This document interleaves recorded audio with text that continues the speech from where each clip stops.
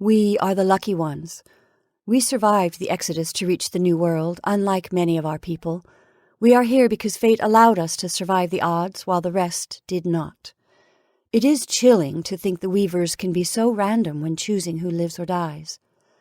From our ship's logs, the journey of the House Brisden to our new home took place without incident. 30 ships left our star system, carrying no fewer than 500,000 passengers in stasis. However, when the computers installed in our world ships woke us on our approach to this world, we learned only 2 ships remained. Any chance of rebuilding the Empire died with the others. The loss of so many affected us as profoundly as facing the reality of our white star's impending supernova. It is a sobering thing for any race to accept it would outlive the planet of its origin. The white star civilization, representing everything we knew, was coming to an end. For years, many tried to deny the truth, dismiss it as doomsday hysteria, but the science of the cosmos proved without doubt the dwarf star in the center of our solar system was dying. Our existence came about through an evolutionary fluke. Life should never have formed here, but through a 1 in a billion chance it did, and our civilization came into being. In the end, it mattered little, because our sun was still decaying.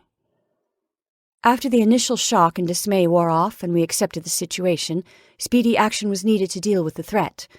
It may seem a long time, but 50 years to move an entire civilization to another system capable of supporting life was not enough time to get the deed done. The world ships were commissioned by the Grand Council, and construction began soon after. For the next 5 decades, the business of the Empire became shipbuilding.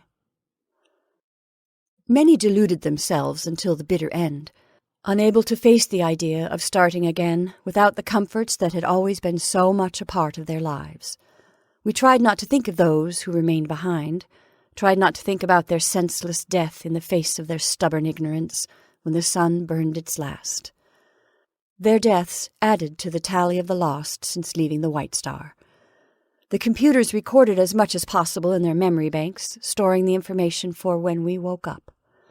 Thanks to them, we possessed some knowledge of what happened to the rest of the fleet. Most vessels suffered mechanical malfunction due to our prolonged journey. With no real grasp of how long we would be traveling, we prepared for every contingency, but still, too many things remained out of our hands. The ship arrived on the New World almost ready to fall apart. Considering the effect of the extended voyage on our world ship by the time we set down, it is not difficult to imagine other ships buckling even earlier in the journey. We survived because of good engineering or luck.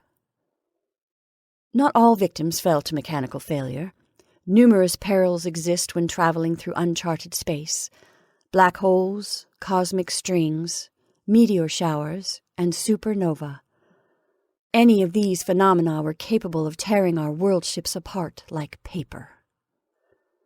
The absence of the others proved that no amount of preparation was adequate. Fortunately, not all ships were destroyed. One vessel discovered an ideal world much earlier than we did. House Jane chose a world for themselves on the far side of the quadrant. During the 10 further years it took us to reach our paradise, they began colonizing their new home. News of their survival gave us hope.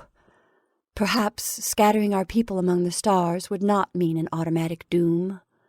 Even in their damaged state, they reached worlds they could call home. In some distant future, time might reunite the children of the White Star.